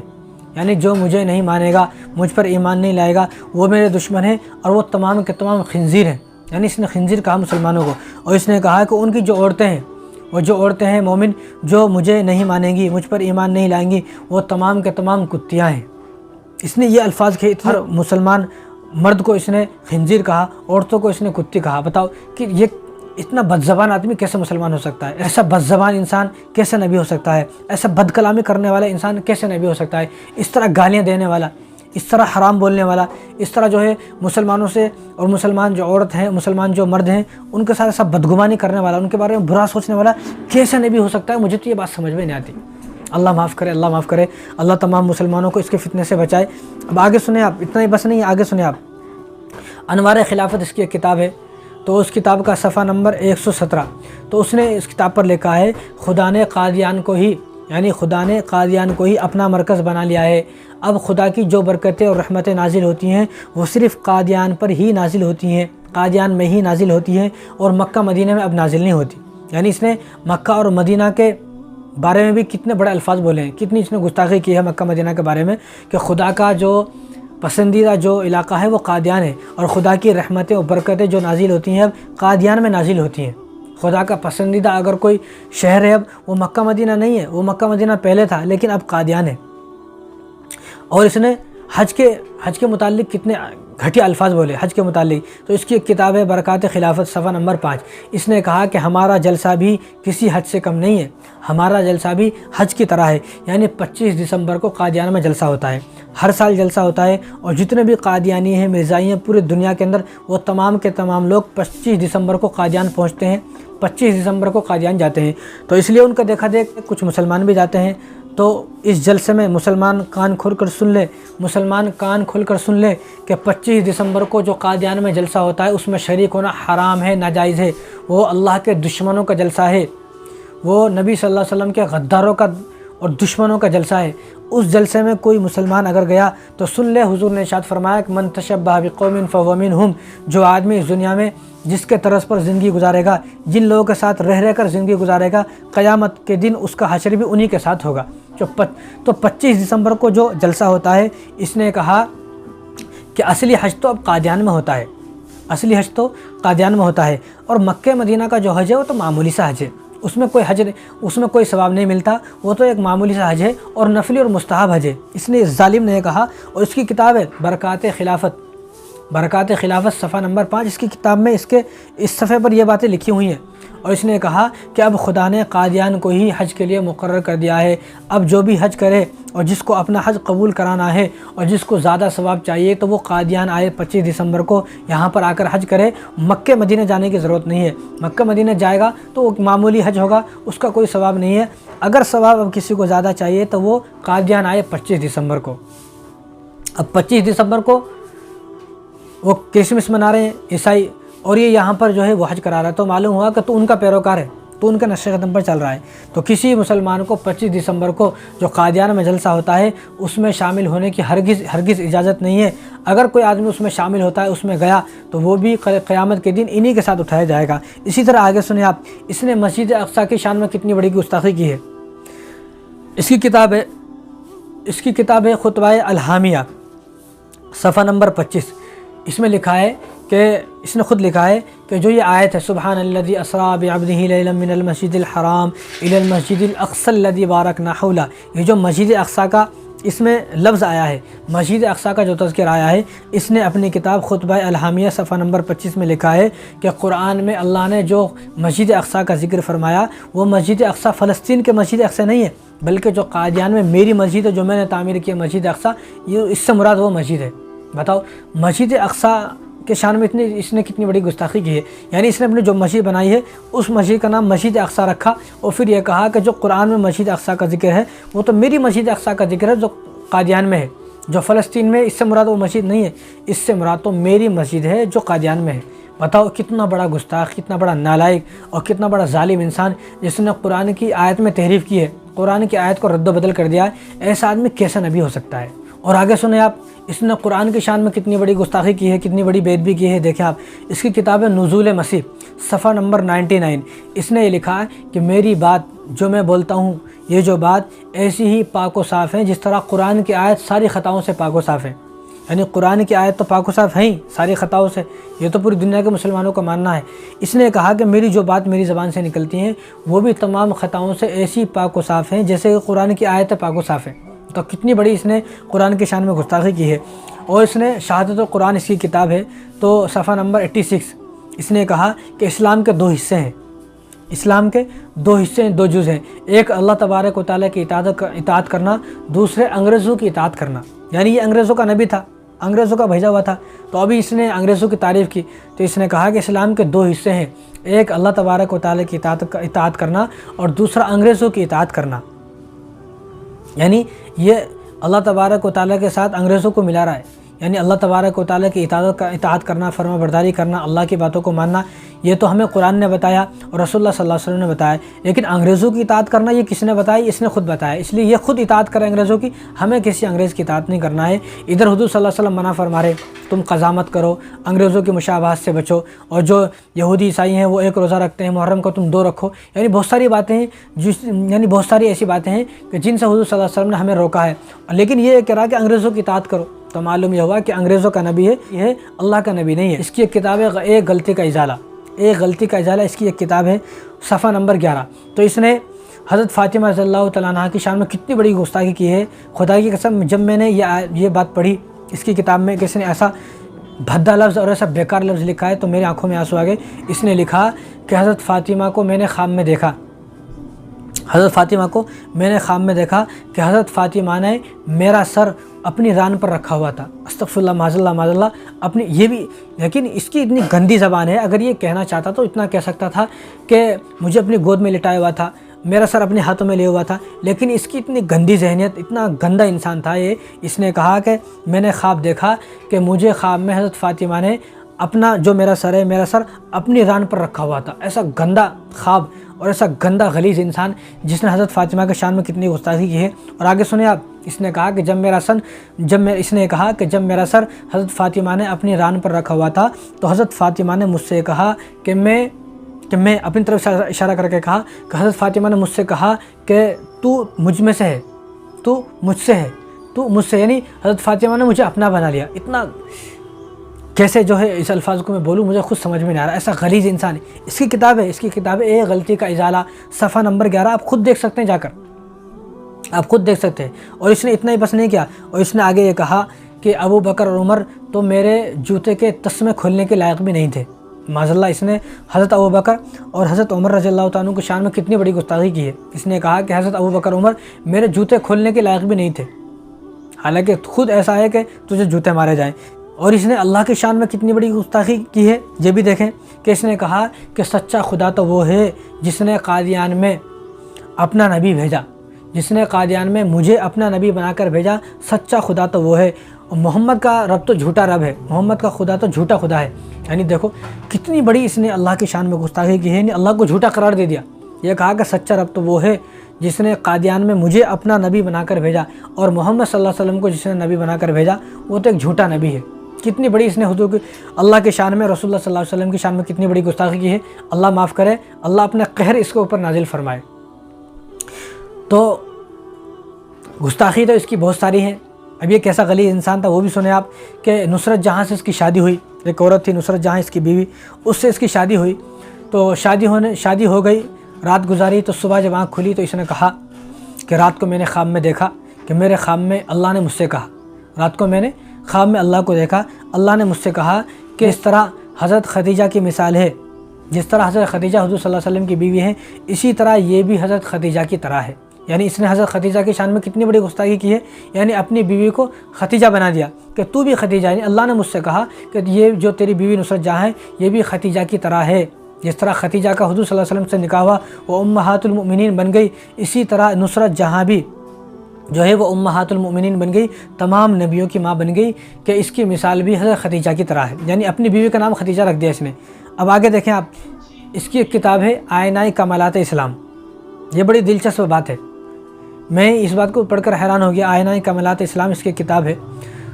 تو اس میں لکھا ہے کہ اس کو جب یہ جوان تھا تو اس کو ایک عورت سے محبت ہو گئی، عشق ہو گیا۔ اب انگریزوں کا نبی ہے، انگریزوں کا نبی تو یہی کام کرے گا، اللہ کا نبی ہوتا، حالانکہ کوئی نبی، آپ نے کسی نبی کے بارے میں سنا نہیں ہوگا، معاذ اللہ اللہ معاف کرے، کہ کوئی نبی کسی عورت کے عاشق ہو گئے ہوں، بلکہ عورتیں ان نبیوں کی عاشق ہو گئی، عورتوں نے خود پیغام بھیجا، جیسا کہ زلیخا حضرت یوسف کی عاشق ہو گئی، جیسا کہ حضرت خدیجہ رضی اللہ تعالیٰ عنہا انہوں نے حضور صلی اللہ علیہ وسلم کو نکاح کا پیغام خود بھیجا۔ تو یہ جب جوان تھا تو اس نے اپنی جوانی میں ایک عورت سے عشق کیا، اس عورت کا نام تھا محمدی بیگم، لیکن قربان جائیں اس عورت پر، وہ عورت بڑی نیک تھی، بڑی شریف تھی اور بڑی عزت دار خاندان کی تھی، بہت نیک تھی، اللہ تبارک و تعالیٰ ان کی قبر پر کروڑوں اربوں رحمتیں نازل فرمائے۔ تو ایک دن اس نے جو مرزا بیگ، جو محمدی بیگم جو یہ لڑکی تھی، عورت تھی، تو ان کے والد صاحب تھے مرزا بیگ، تو ان کا کوئی ان کے جو ہے کوئی جاننے والے تھے مرزا بیگ، تو ان سے ان کا کوئی زمین کا مسئلہ تھا، تو زمین کے مسئلے پر اس کو کاغذ پر سائن کرانے تھے مرزا غلام احمد قادیانی کے، جو مرزا بیگ ہیں، جو محمد بیگم کے والد صاحب ہیں، ان کو اس سے ظالم سے کوئی دستخط کرانے تھے۔ تو یہ تو بہت دن سے تلاش میں تھا کہ محمدی بیگم سے اس کو محبت ہو گئی تھی، یہ تو چاہ رہا تھا کسی طرح میری اس سے شادی ہو، اب یہ پریشان تھا کہ کس طرح کیا کروں۔ تو ایک دن جب وہ کاغذات پر سائن کرنا تھا تو مرزا بیگ جو محمدی بیگم کے والد صاحب تھے وہ اس کے پاس آئے کہ حضرت آپ کو جو ہے وہ سائن کرنا ہے، دستخط کرنا ہے، کر دیجئے۔ تو اس نے کہا کہ ابھی نہیں، 2-4 دن کے بعد آنا، پھر سائن کروں گا، پھر دستخط کروں گا۔ تو 4-5 دن کے بعد وہ خود آئے مرزا بیگ کہ دستخط کر دیجئے۔ اس نے کہا کہ میرے اوپر وحی نازل ہوئی ہے، مجھے وحی آئی ہے، تو مجھے اللہ نے یہ کہا کہ مرزا بیگ کے کاغذات پر دستخط جب کرنا، جب یہ اپنی بیٹی جو محمدی بیگم ہے ان سے تمہارا نکاح کر دے گا، نکاح کرے گا تو دستخط ہوں گے، اگر نکاح نہیں کرے گا تو کوئی دستخط نہیں ہوں گے۔ تو مرزا بیگ جو تھے وہ اپنے گھر گئے، انہوں نے تو اس کے سامنے منع کر دیا تھا کہ بھئی میں تو تجھ سے شادی نہیں کروں گا اپنی بیٹی کی، تو کیسا ظالم اور ناکارہ نکمہ انسان ہے، تو نے تو جو ہے وہ جھوٹا نبوت کا دعویٰ کیا ہے۔ مرزا بیگ تھے وہ گھر گئے، گھر جا کر اپنی بیٹی کو بتایا تو بیٹی نے صاف انکار کر دیا، ایسا نالائق، بدتمیز، بد اخلاق انسان اور ایسا جو ہے وہ ذلیل انسان جس نے نبوت کا جھوٹا دعویٰ کیا ہے، میں ایسے انسان سے شادی کر لوں، یہ کیسا ہو سکتا ہے، میں ایسے انسان سے شادی نہیں کروں گی۔ تو شادی نہیں ہوئی، تو ان کی شادی جو محمدی بیگم تھی ان کی شادی ہوئی مرزا سلطان سے۔ اب جب اس کو بعد میں معلوم ہوا کہ ان کی شادی تو مرزا سلطان سے ہو رہی ہے تو اس نے 3 بددعا کی، لوگوں کو جمع کیا اور لوگوں کو جمع کر کے 3 بددعا کی، کہا کہ مجھ پر آج ہی وحی نازل ہوئی ہے، اللہ نے مجھ سے کہا کہ اگر مرزا بیگ نے محمدی بیگم کی شادی مرزا سلطان سے کی تو 2 سال کے بعد جو اس کا شوہر ہے وہ مر جائے گا، جو مرزا سلطان ہے، ایک بات۔ دوسری بات اس نے کہی کہ 2.5 سال کے بعد اس کا جو باپ ہے مرزا بیگ وہ مر جائے گا، اچھا۔ اور تیسری بات اس نے کہی کہ جو محمدی بیگم ہے یہ بانجھ ہو جائے گی اور اس کو بچے نہیں ہوں گے، اور جب یہ مرے گی محمدی بیگم تو اس کو دست لگ جائیں گے، دست کی بیماری میں مبتلا ہو جائے گی اور مر جائے گی، اس نے یہ بات کہی۔ لیکن اس کی ان باتوں میں سے ایک بھی بات سچ نہ ہوئی۔ تو اس نے جب یہ باتیں کہی تو یہ 1800 کا دور تھا، اور بعد میں ایسا ہوا کہ اس کا شوہر جو محمدی بیگم کا شوہر تھا وہ بھی نہیں مرا، وہ بھی 40-50 سال کے بعد مرا، جو والد صاحب تھے وہ بھی تقریباً 15 سال کے بعد ان کی وفات ہوئی، اور ان کے جو اس نے کہا کہ یہ بانجھ ہو جائے گی، اس کے بعد بچے نہیں ہوں گے، یہ بانجھ ہو جائے گی، تو اس ظالم نے کہا کہ بانجھ ہو جائے گی، تو اللہ تبارک و تعالیٰ نے ان کو 11 بچے عطا کیے، ان کی 11 اولاد ہوئی، نہ ان کو دست لگے، نہ شوہر کا انتقال ہوا، نہ والد صاحب کا انتقال ہوا، نہ بانجھ ہوئی، کچھ نہیں ہوا۔ اس نے جو یہ بات کہی یہ سن 1890 کے آس پاس یہ بات کہی اس نے، اور جو محمدی بیگم ہے ان کی جو وفات ہوئی وہ 1966 میں ان کی وفات ہوئی، 1966، یعنی اس بات کے بھی 60 سال کے بعد ان کی وفات ہوئی محمدی بیگم کی۔ اس نے کہا کہ شادی ہوتے مر جائے گی، شادی ہوتے مر جائے گی، بانجھ ہو جائے گی۔ 1966 میں ان کی وفات ہوئی۔ لاہور میں ان کی آج بھی قبر موجود ہے، جہاں غازی علم الدین کی قبر ہے۔ غازی علم الدین کی جہاں قبر ہے، وہیں غازی علم الدین کے برابر میں ہی اسی قبرستان میں لاہور کے اندر ان کی بھی قبر ہے۔ اور غلام احمد جو مرا ان سے پہلے مر گیا، غلام احمد مرا 1908 میں اور ان کی وفات ہوئی ہے 1966 میں، یعنی غلام احمد کے بھی 50 سال کے بعد ان کی وفات ہوئی ہے۔ یعنی تینوں بات اللہ تبارک و تعالیٰ نے غلط کر کے دکھائی۔ اور اس نے جو یہ کہا کہ تجھے 10 لگ جائیں گے، 10 میں مر جائے گی، اللہ تبارک و تعالیٰ نے وہ 10 اسی کو لگا دیے، اسی کو موشن ہو گئے، اتنا موشن ہوئے کہ 10 میں مر گیا ہے، اتنا کمزور ہو گیا، رات دن 10، ایک دن میں 100 مرتبہ اس کو 10 لگتے تھے، اتنا دست ہوئے۔ یہ خود بخود جو ہے اسی بیماری میں جو بددعا اس نے اس کے لیے کی، جھوٹ بول کر، محمدی بیگم کے لیے جھوٹ بول کر وہ بددعا اس کے اوپر آ کے پڑی۔ تو اتنا جھوٹا اور مکار اور دغاباز اور غدار انسان کیسے نبی ہو سکتا ہے؟ اور سیرت مہدی اس کی ایک کتاب ہے، آگے سنیں آپ، اس کے بیٹے نے لکھی، یہ بات اس کے بیٹے نے خود لکھی ہے کہ جو ان کی نوکرانی تھی، اس غلام احمد قادیانی کی جو نوکرانی تھی، کیونکہ جب محمدی بیگم کی شادی ہو گئی تو شادی کے بعد تو اپنی نوکرانی سے کہتا کہ جب وہ اس کی حیض، مجھے بتاتا ہوں شرم آ رہی ہے، جو اس کی حیض والی شلوار ہوتی تھی، گندی اور ناپاک شلوار ہوتی تھی، تو اپنی نوکرانی کو بھیجتا اور اس سے کہتا کہ اس کی وہ شلوار لے کر آئیں۔ وہ پھینک دیتی تھی اپنی شلوار، اب اس کو لے کر آتے اس کی نوکرانی، اس کو چاٹتا، گندی شلوار کو چومتا اور آنکھوں سے لگاتا اور اس کو زبان سے لگاتا، سر سے لگاتا، اور بعد میں اس کو جو ہے پگڑی بنا لیتا، سر پر باندھ لیتا اور امامہ بنا لیتا، جب یہ کہتا کہ اب مجھے سکون ملا ہے۔ ساری گلیوں میں پھرتا اور سب کو بولتا ہے کہ محمدی بیگم کی شلوار ہے۔ بتاؤ، اتنا ناپاک اور غلیظ انسان، اور یہ بولتا کہ مجھے اب سکون ملا ہے، اور مجھے سکون جب بھی ملتا ہے جب میں محمدی بیگم کی شلوار اپنے سر پر امامہ بنا کر باندھ لیتا ہوں۔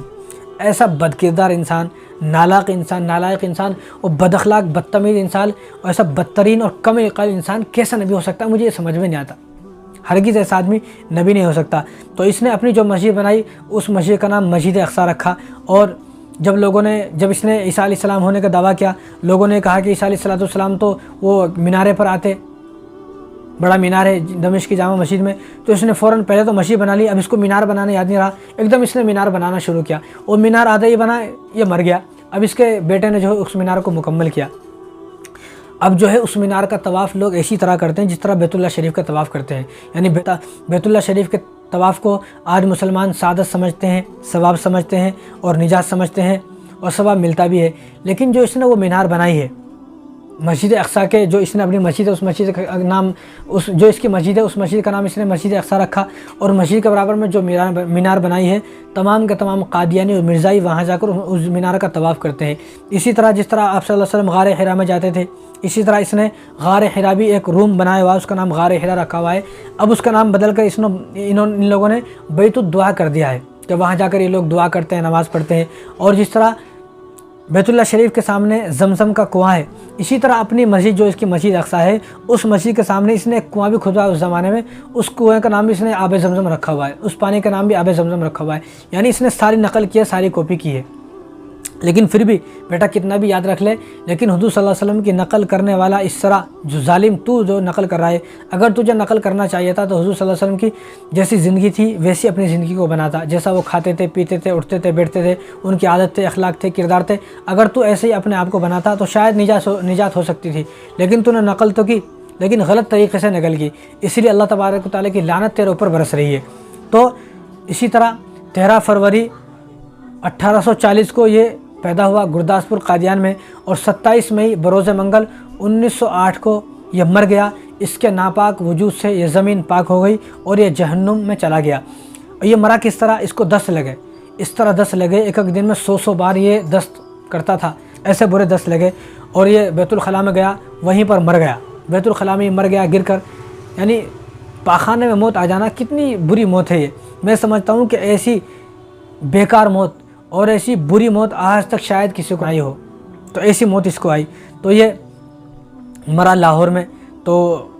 مرنے کے بعد اس کے بدن سے اتنی بدبو آئی، تو اس کو اب قادیان لایا گیا مرنے کے بعد۔ تو اس کے بدن سے جب بدبو آ رہی تھی تو کوئی اس کے قریب جانے کے لیے تیار نہیں تھا، تو اس کو ایک تابوت میں بند کیا، تابوت میں سے بدبو آنے لگی، تو تابوت کو بند کیا۔ تابوت میں بند کرنے کے بعد اس کو مال گاڑی میں لایا گیا، کوئی ایمبولینس، کوئی کار، اس وقت میں جو گاڑی تھی کوئی اس کو لانے کو تیار نہیں ہوا، اس کے بدن سے ایسی بدبو آ رہی تھی۔ تو اس کو کیا کیا کہ مال گاڑی کے اندر اس کو رکھ دیا گیا، کوئی اس کے پاس موجود نہیں تھا، مال گاڑی کے اندر رکھا، اور مال گاڑی کو وہاں سے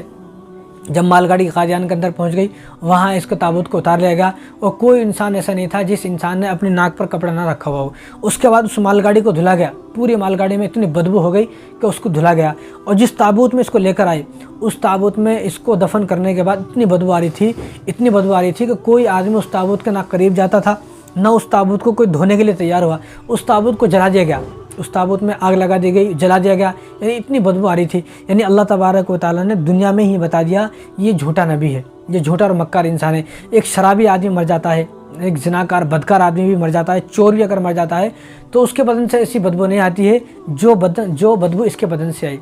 میں سمجھتا ہوں کہ ایسی بری موت حضرت آدم علیہ السلام سے لے کر آج تک شاید ہی کسی کی ایسی بری موت آئی ہوگی، جیسا کہ یزید ابو جہل ان کی موت آئی، لیکن ایسی موت تمام ظالم جو ہیں ان ظالموں کی تو اس طرح موت آئی ہوگی، بلکہ بڑے بڑے ظالموں کے علاوہ کسی کی بھی شاید ایسی موت نہ آئی ہو جو اس کی اتنی بری موت آئی ہے۔ تو اس ناپاک انسان کے بارے میں آپ خود بھی جانیں اور اپنے بچوں کو بھی بتائیں، اپنی اولاد کو بتائیں، اور اپنا ایمان بھی بچائیں، اپنی اولاد کے ایمان کو بھی بچائیں۔ آپ کو اپنا ایمان بچانا، اپنی اولاد کے ایمان کو بچانا یہ آپ پر فرض عین ہے، آپ کی ذمہ داری ہے، یہ ہماری ذمہ داری ہے کہ ہم اپنے ایمان کو بھی بچائیں اور اپنی اولاد کی ایمان کو بھی بچائیں۔ اس لیے میں کہتا ہوں کہ رحمت دو عالم صلی اللہ علیہ وسلم کی ناموس کا جو مسئلہ ہے وہ کوئی لاوارث نہیں ہے، ابھی ہم زندہ ہیں، ابھی علماء زندہ ہیں، پوری دنیا کے اندر بڑے بڑے علماء زندہ ہیں۔ ہم ان لوگوں کا جواب دیتے رہیں گے اور رسول اللہ صلی اللہ علیہ وسلم کی ناموس کا دفاع کرتے رہیں گے، اور نہ ہم ان لوگوں کو چین سے جینے دیں گے، نہ چین سے مرنے دیں گے، اور ان کی ہر بات کا ہم جو ہے وہ جواب دیتے رہیں گے۔ تو آپ کو ان باتوں پر غور کرنا ہے، ان باتوں کو سننا ہے، یہ کیسا غلیظ انسان تھا۔ اس لیے میں نے جو ہے تھوڑے سے اس کے حالات بتائے ہیں کہ اس کے کیسے حالات ہیں، یہ کیسا غلیظ انسان تھا، اب اس کی سوچ کیا تھی مسلمانوں کے بارے میں، صحابہ کے بارے میں، قرآن کے بارے میں، حضور کے بارے میں، اللہ کے بارے میں، اور حضرت فاطمہ رضی اللہ تعالیٰ عنہ کے بارے میں، امام حسین کے بارے میں، حضرت علی کے بارے میں۔ اس کی کتنی گندی سوچ تھی، اس کی کتنی گندی ذہنیت تھی، آپ اس کو سن کر اندازہ لگا سکتے ہیں۔ اس لیے میں اپنی بات کو اس شعر کے ساتھ ختم کرتا ہوں کہ ہر ابتدا سے پہلے ہر انتہا کے بعد، ہر ابتدا سے پہلے ہر انتہا کے بعد ذات نبی بلند ہے ذات خدا کے بعد۔ دنیا میں جس قدر احترام کے قابل ہیں لوگ، دنیا میں جس قدر بھی احترام کے قابل ہیں لوگ، ہم سب کو مانتے ہیں مگر مصطفیٰ کے بعد۔ تو اللہ تبارک و تعالیٰ مجھے بھی اور آپ تمام کو بھی اس ظالم سے بچنے کی توفیق عطا فرمائے، اور ان تمام باتوں کو اللہ تبارک و تعالیٰ ہم سب کو سمجھنے کی توفیق عطا فرمائے۔ وما علینا الا البلاغ۔